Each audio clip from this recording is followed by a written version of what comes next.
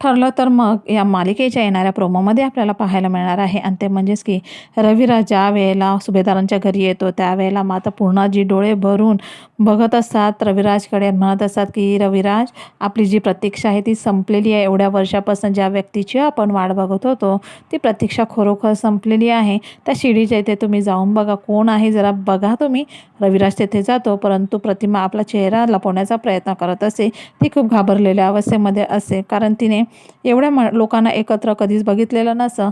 ती सायलीला खूप सांगण्याचा प्रयत्न करत असे की मला काहीही आठवत नाही आहे, परंतु सायली म्हणत असे की प्रतिमा, आता ही सगळी तुमचीच माणसं आहेत.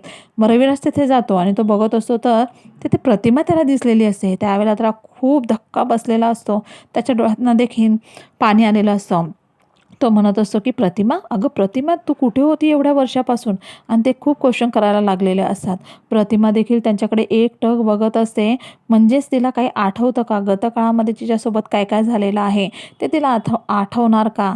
त्याच पद्धतीने प्रिया आणि नागराज हे प्रतिमाला बघितल्यानंतर कशा पद्धतीने रिॲक्ट होणार आहे, खूपच मजेशीर ठरणार आहे.